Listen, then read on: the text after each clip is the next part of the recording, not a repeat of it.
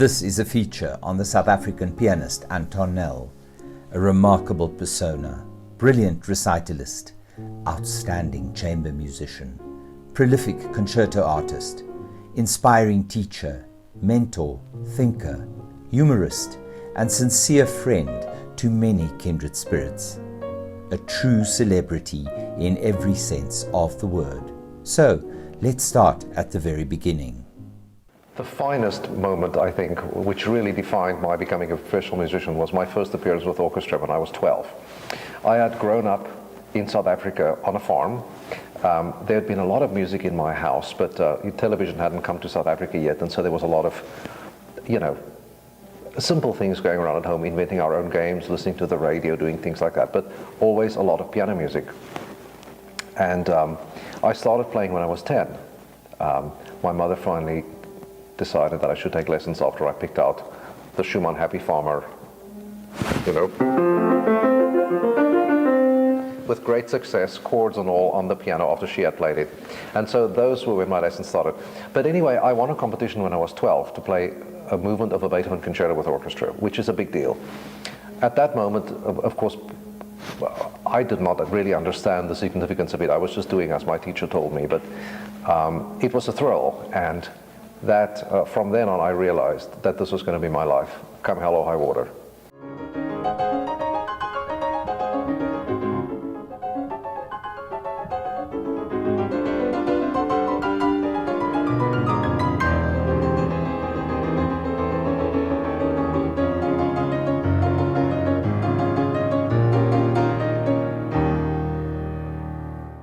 He's a natural. Anton wasn't a prodigy whose parents forced him to the piano. I mean, Anton's simply a natural. Music came, I think, quite easily to him. His mother was a pianist, a musician. I think he played and learned the piano and studied the piano with the joy as a child that he's never lost. But it all came quite easily to him despite how hard he works. And you can hear that in his playing. Again, the greatest players, there's a kind of ease about it. Anton has a musical ease that it just comes so naturally and so easily to him, and we're always inspired by it.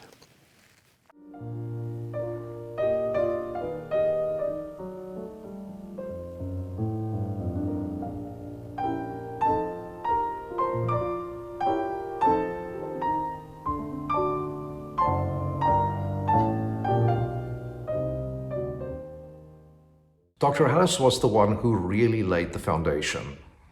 He had had tremendous experience in Europe, studying with a Leschetitsky student, knowing Ravel, playing the world premiere of the Hindemith Piano Concerto, for example, and recording the Debussy etudes for the first time on Decca. So he had a wealth of experience to pass on to a young, very eager student like me. Plus all the great opportunities I had in South Africa as a youngster thoroughly prepared me for my sojourn in the United States.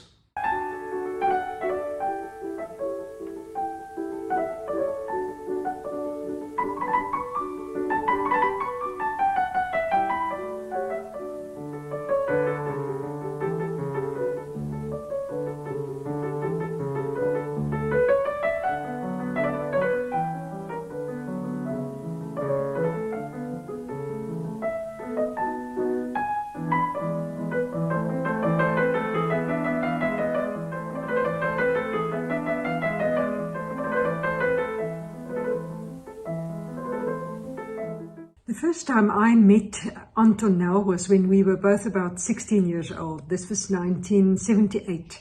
And we were both performing in the Johannesburg Symphony Orchestra Concerto Festival concert. He played the Tchaikovsky concerto and I did the Bruch. And I must say my first impressions were always confirmed later on as lasting. He was the most charming, unassuming and very enthusiastic person that I've ever met.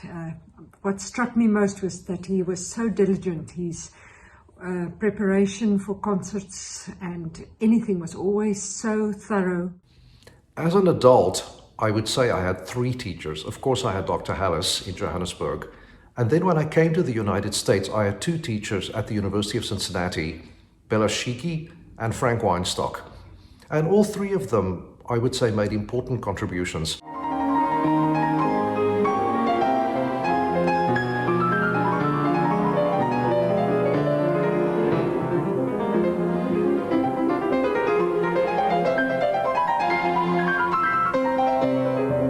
Anton made his European debut in France in 1982, and in the same year graduated with the highest distinction from the University of the Witwatersrand in Johannesburg. He moved to the United States in 1983, attending the University of Cincinnati, where he pursued his Master's and Doctor of Musical Arts degrees. In addition to garnering many awards from his alma mater during this 3-year period, he was a prize winner at the 1984 Leeds International Piano Competition in England and won several first prizes at the Johanna Hodges International Piano Competition in Palm Desert in 1986. In 1987, he won the Naumburg competition in New York. That was one of the highlights of my life, what can I say? It's a fairly rigorous competition, but a lot of it is done in a more private way than a lot of other international competitions these days. Only the finals are public. So you play in various venues for the first 3 rounds. There's also a screening round, and the finals were at the large hall at Carnegie Hall. Everybody played a recital program and a concerto. And well, I feel very lucky that I won. Of course, I didn't hear any of my competitors, but the foundation has been incredibly good to me over the years, and I'm still in very close touch with them. And in fact, I've been on the jury of several piano competitions since I've won, but they certainly were the people that gave me my first great opportunities to perform, and without them, I definitely would not be where I am today.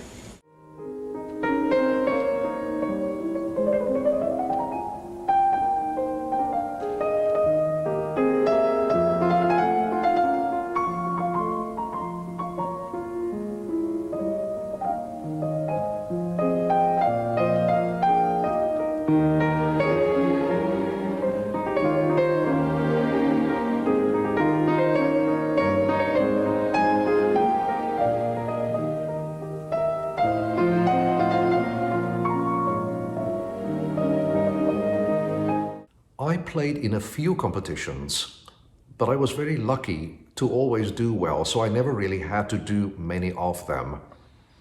And all the ones I did had wonderful rewards in terms of concerts and follow-up engagements. So fortunately, I didn't have to subject myself to it. It's not really my favorite thing, but I understand how important and necessary they are.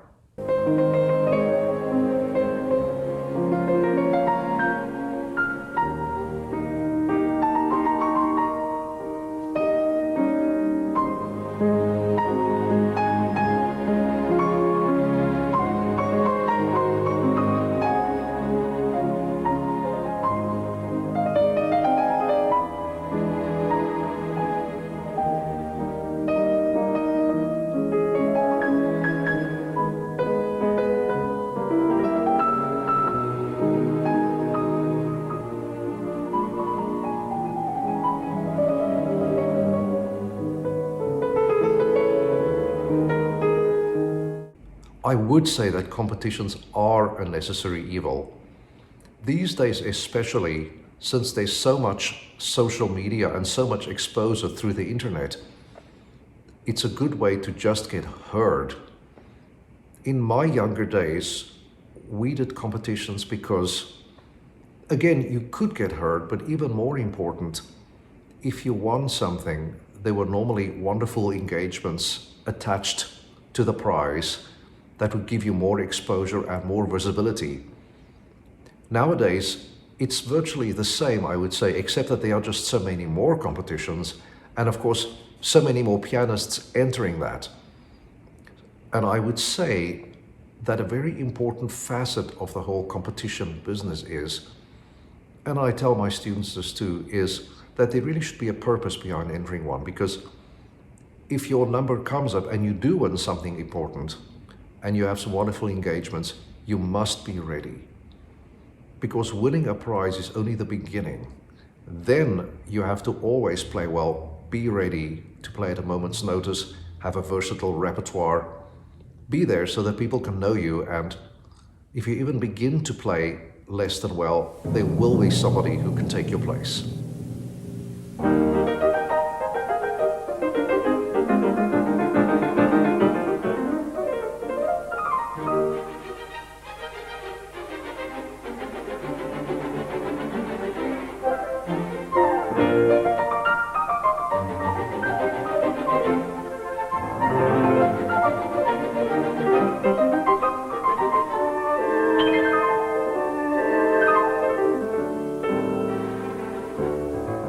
Highlights of Anton's 4 decades of concertizing include performances with the Cleveland Orchestra, the symphonies of Chicago, Dallas, San Francisco, Seattle, Detroit, and London, among many others.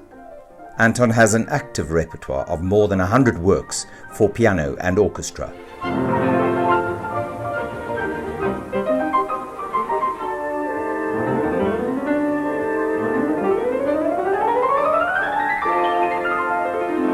I enjoy playing music for piano and orchestra, so I have now accumulated at least 120 concertos, and that includes double concertos, concert pieces, and so on. And that includes some quite unusual things, of course, after all these years.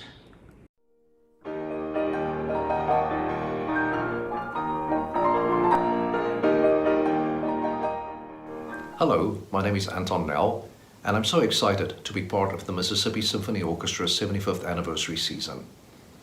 I will be performing Beethoven's Piano Concerto No. 5 in E-flat, also known as the Emperor. This is not only one of Beethoven's greatest pieces, but it's also one of my favorites, and I'm so looking forward to working with Maestro Kraftenbeck and your wonderful orchestra again.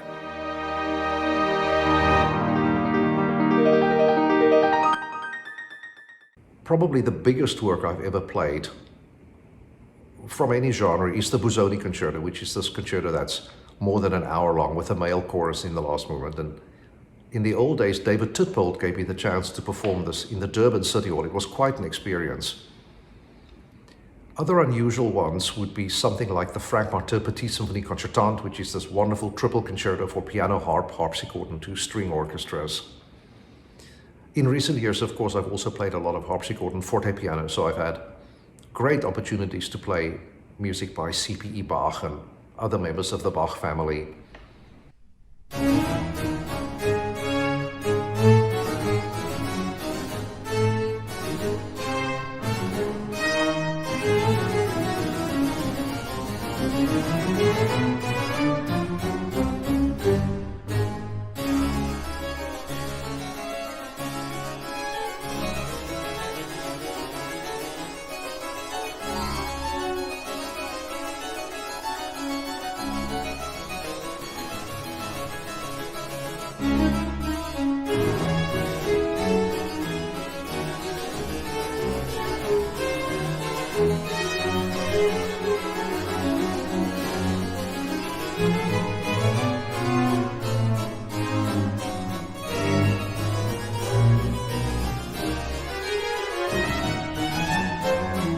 I have known Anton Nel personally for around 20 years now. In 2003, he came to South Africa on a concert tour and played several recitals, but also appeared as concerto soloist with the Chamber Orchestra of South Africa. At that point, I was also a violinist, and I played in the orchestra, and Mozart concertos were on the program, both the Jeune Homme, the K271, and also the A major concerto, K488. And I will never forget Anton's riveting performances of these works. I also experienced the chamber music potentials of these works as well, because he turned the piano to a different angle and sat with his back to the audience, and I could sit as a second violinist very close to the piano. And this was a revelation to me as a young musician. I heard new textures, new lines in these works, and I came to love Mozart even more. I remember the clarity and the virtuosity in his playing, but also the immense stylistic awareness. And this was a very important moment for me as an apprentice musician.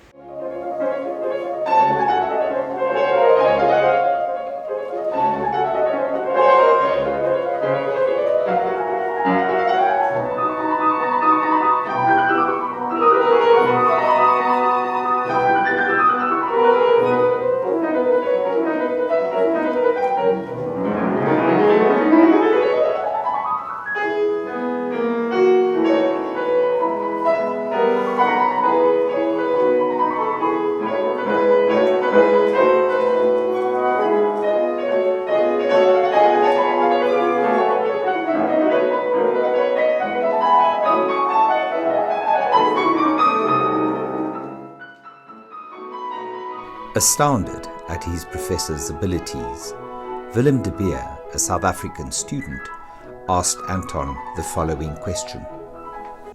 Which concerto have you not played? And he went, well, I've played all of the Beethovens, all of the Mozarts, and by that stage I was already like, what? Because the Beethovens are 5, and that's, I wouldn't say usual to know, but I can understand 5 concertos, but the Mozart is 27, and that was just thrown in there, going like, and that was not the end of the list. The list actually, I ended up asking him, let's have the shorter answer, so what is there that you haven't played? And I can't remember, but it was only like 4 or 5.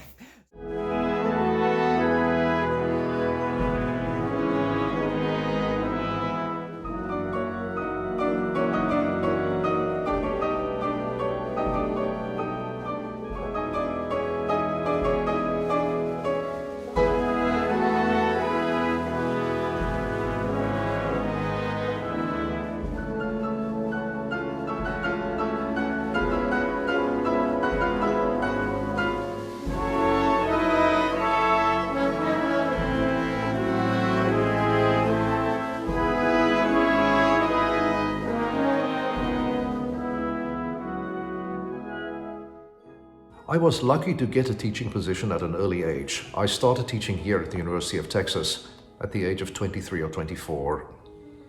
And so I've been teaching for at least 35 years now.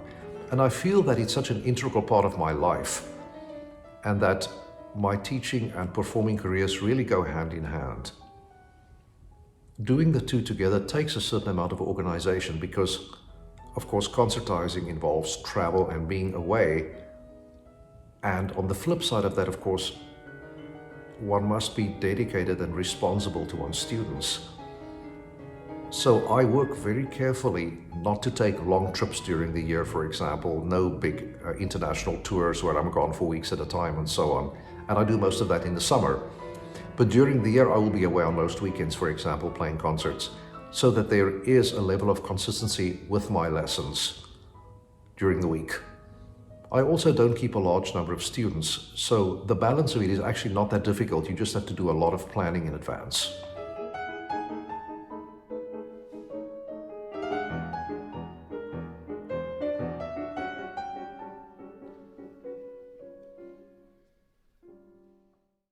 My name is Caitlin Lallman, and I have been a student of Professor Anton Nel's for the last 3 years.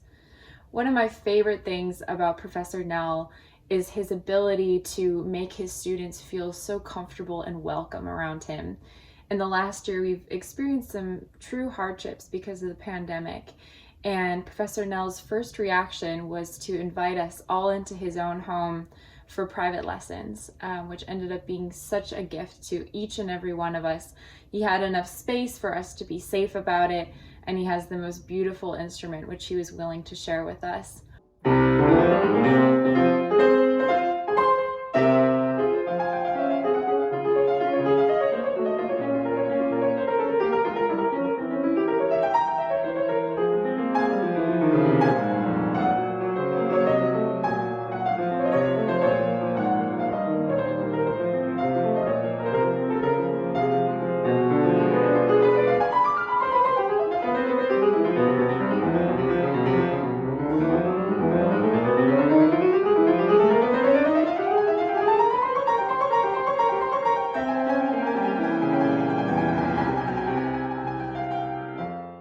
I think another thing that impresses me a lot about Professor Nel and his life is his ability to balance so many things at once. A normal schedule of Professor Nel involves teaching every week at the University of Texas and then traveling in some capacity to play 3 or up to sometimes 4 concerts in a week.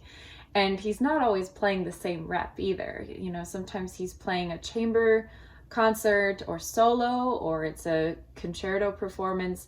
We really can't even keep up with his schedule as his own students. And yet, at the same time, he never lets us feel neglected. We never feel like we've been left behind in a way, or that he's made us feel that we are second to his performing career. So we have always appreciated that very much about Professor Nel. one sometimes encounters students, also when you hear them in competitions, where you realize that they are not able to realize their full potential simply because they are not trained well technically, or the repertoire they're playing is not quite right for them, and so on. And so it holds them up to make proper progress. And so that is something that I take very seriously with my own students, so that when they embark on their own careers, when they finished with university, a lot of them become teachers, both on the college level and also working with young people, that they do a good job from the beginning. As a teacher, Professor Nel provides such a wealth of resource, not just because of his abilities to dig up obscure though wonderful piano pieces that he recommends for us to play, but also because he can draw on the second theme of Brahms's Fourth Symphony and put that in there when you're playing a Brahms, or some obscure composition that Debussy wrote for harp and strings that sounds pretty similar and has an oral similarity or an oral soundscape that's comparable to the piano piece you're working on. And he goes like, do you know this piece? And obviously we go, no. And then he would be like, you should listen to it. It sounds pretty similar. He uses very interesting orchestral and orchestration techniques, and you might be able to relay that on the piano. And you are, and it changes the way that you play that piece. And that is priceless. That's invaluable.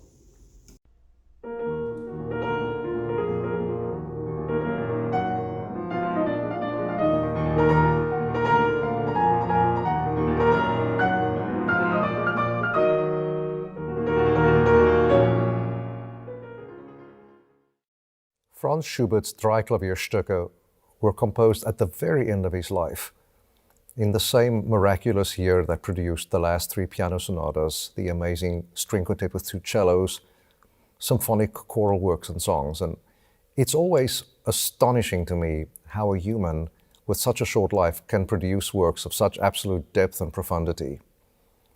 The first of these three pieces I find very Beethoven-like, actually. The opening and closing sections are in E-flat minor, which is very romantic, passionate and driving, but for me also very Beethoven-like.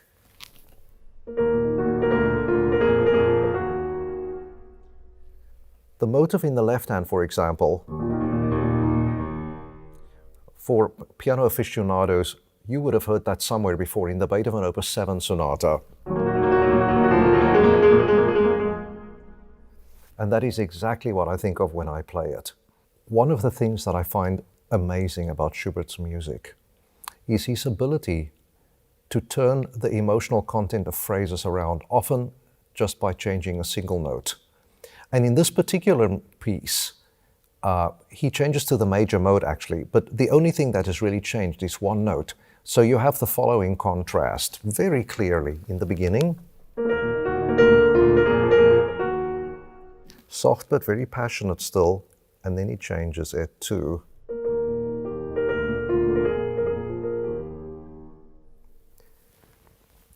and the change is so amazing, and there's really only one note that's different in the phrase.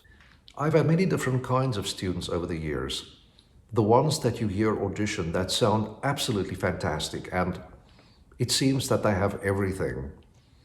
And then it's interesting to see how they develop, since sometimes people with a lot of talent maybe don't work as hard as they should, or rest on their laurels a little bit.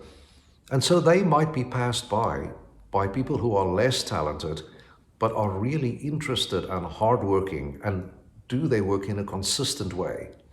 So it's an interesting thing. And sometimes you have students who are late bloomers. It's really fascinating to me. There is a certain magical aspect to all of that, of course. I have a little anecdote, if there's time for it. I was on the jury of the Dublin competition in Ireland a few years ago, and there was a lot of really excellent playing going on. And then after a while, this young woman came on stage with a black dress, and she sat down and she played the opening mordent of the Bach C minor toccata. And out of the corner of my eye, I could see that every member of the jury, and myself included, was suddenly fixed on her.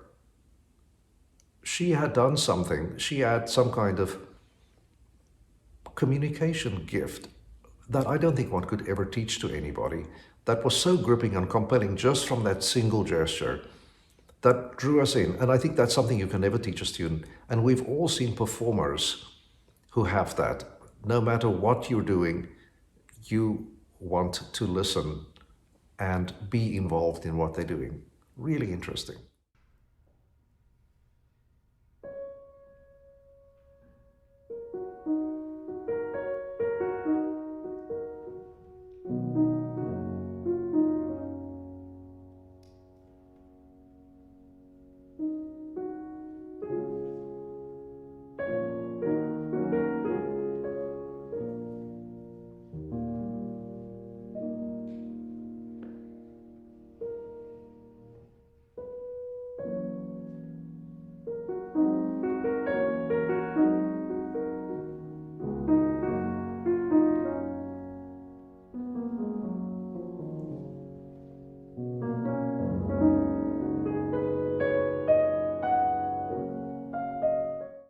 He's a fantastic teacher.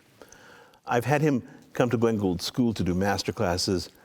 I met him on the jury of a Dublin International competition. My students had studied with him and had told me what a fantastic person and musician he was. And we just instantly hit it off. And I realized we listen the same way we heard people play and barely needed to discuss, always had the same kind of reaction. His students, you meet and talk to his former students and they are so appreciative of everything he gave them because Anton always goes that extra mile. He's a mentor. More than a teacher, he's a mentor. Anton's been a professor most of his life in Texas in America and has produced a generation of stunning musicians. They are so fortunate because I know the times that I shared with Anton making music. They were genuinely the highlight of my life.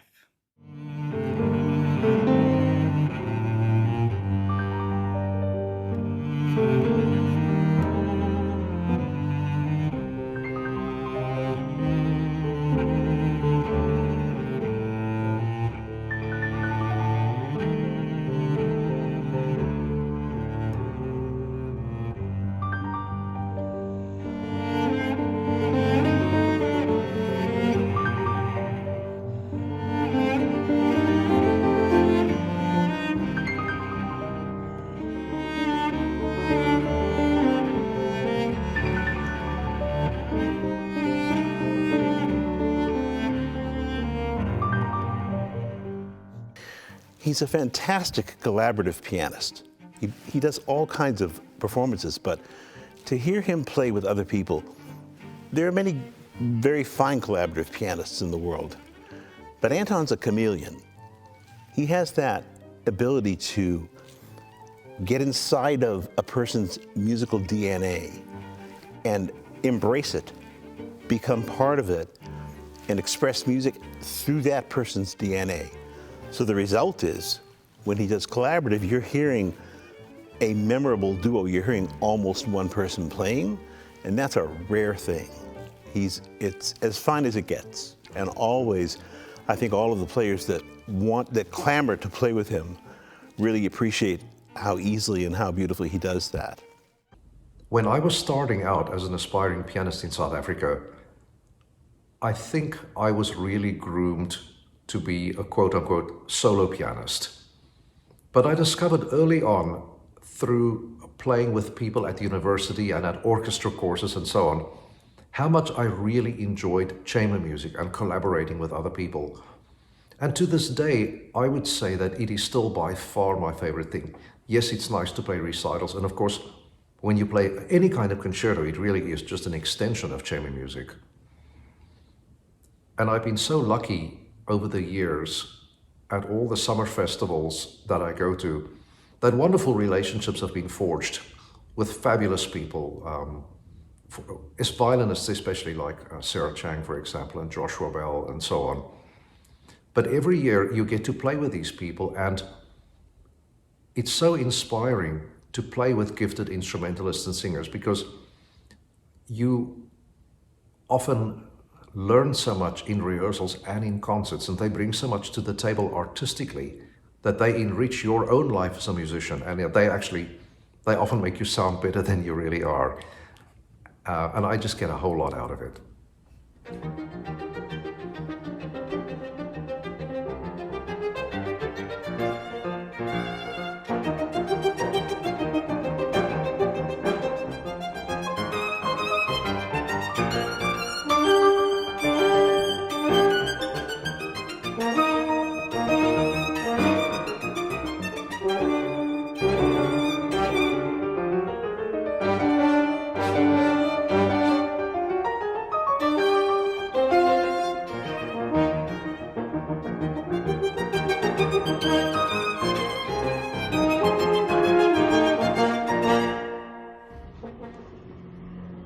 Anton and I met nearly 20 years ago, and over the years we played together countless number of recital programs and chamber music programs, and it would be a blessing for anyone to have him as a musical partner. He is a very rare combination of being a soloist of the highest caliber and feeling so natural to be an equal part of the ensemble. He is someone who can play and how, but also can listen. We don't need to talk a lot when rehearsing. This is one more incredible side of his talent, his intuition. It feels like he literally is reading your mind, anticipating any small move of the tempo, phrasing, even a change of a color of the sound. That makes it possible to have that sense of some improvisation during a performance, which makes it so exciting.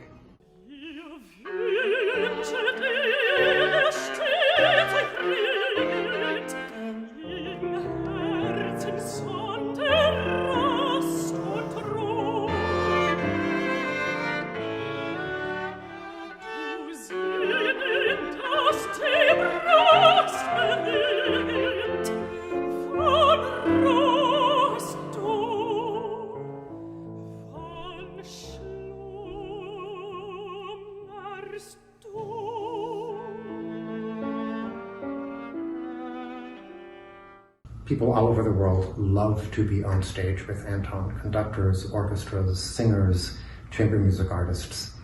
He is just the most wonderful colleague. There was a chamber music festival at UNISA that John Ruiz arranged, where we played the Dvorak and Schumann piano quintets. And every time it was the same enthusiasm and just wonderful energy that he has, and that really you cannot help but to pick it up and to run with it as well.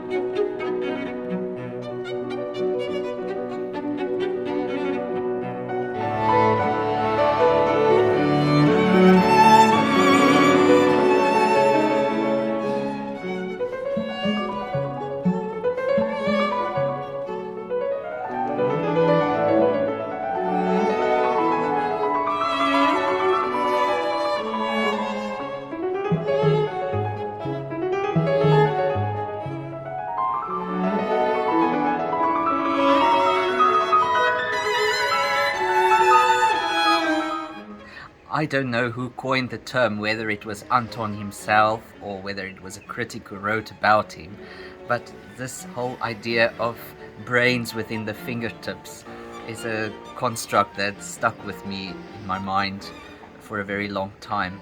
And I really do believe that Anton has brains in his fingertips. It's as if the velocity and the incredible virtuosity in his fingers become a sort of effervescent energy in his playing.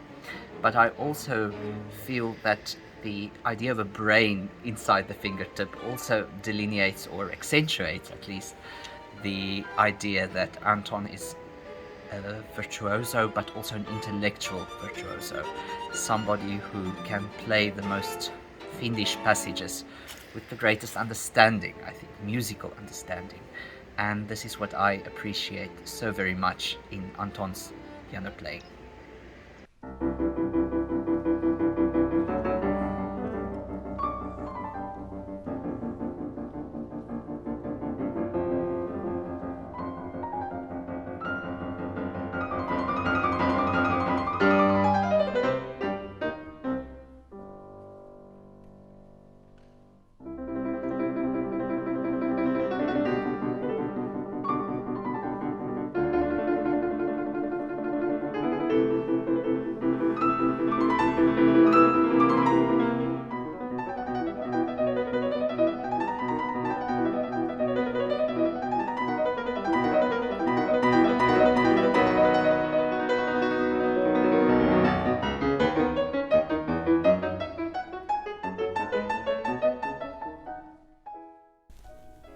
As recitalist, he has appeared at the Carnegie Hall, Lincoln Center, the Metropolitan Museum, and the Frick Collection in New York, at the Ambassador Auditorium in Pasadena, Davies Hall in San Francisco, and recitals in major concert halls in Canada, England, Queen Elizabeth and Wigmore Halls in London, France, Holland, Concertgebouw in Amsterdam, Japan, Suntory Hall in Tokyo, Korea, China, and South Africa.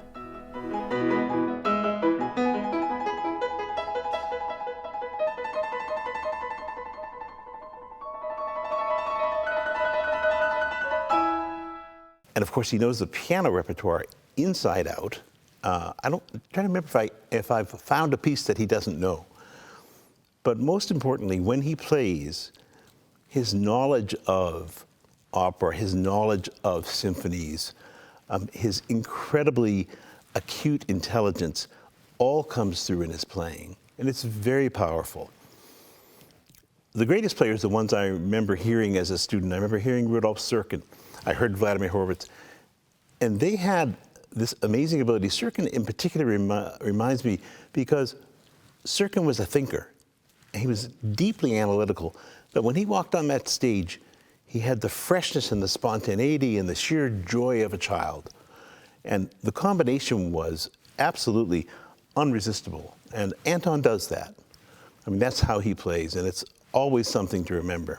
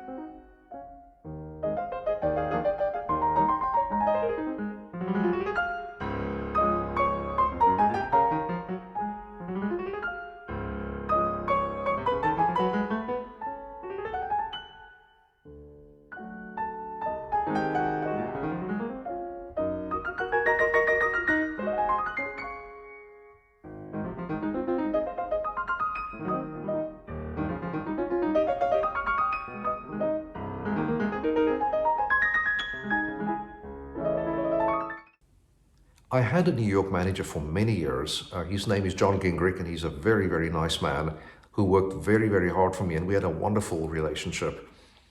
I don't think our contract was intricate. He was very nice and very fair. This doesn't always happen. But about 15 years ago or so, I realized that I could really manage myself with so much return work. And I'm a one-man operation. I book all my concerts myself. I arrange all my travel, etc. It's fun, actually. And nowadays, with technology the way it is, it's easy to promote oneself and to reach out to people. It works quite well.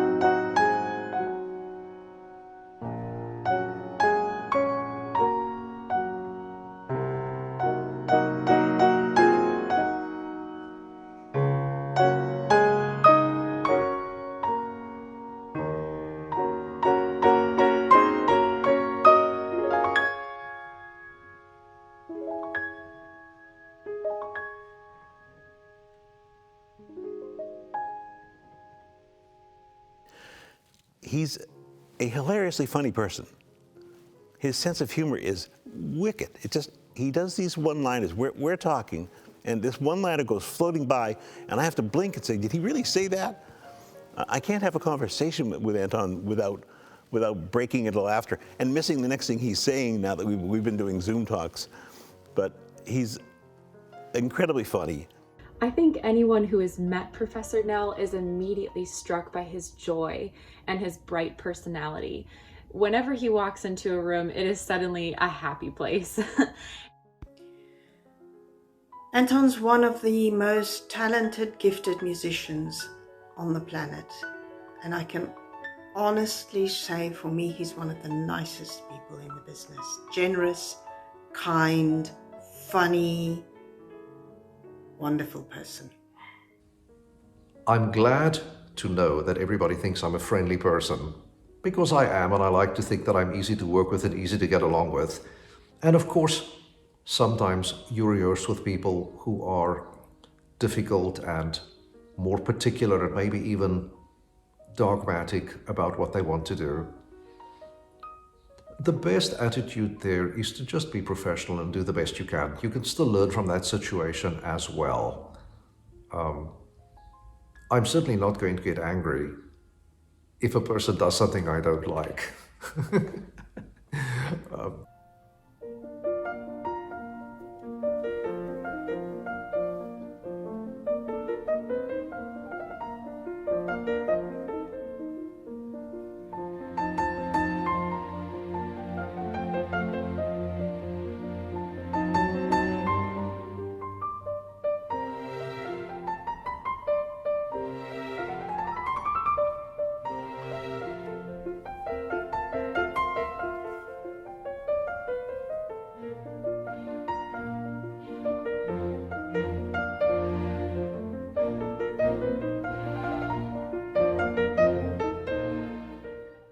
I feel that I've been so lucky in my career and in my life that if I did it all over again, I'm not sure how much different it would really be.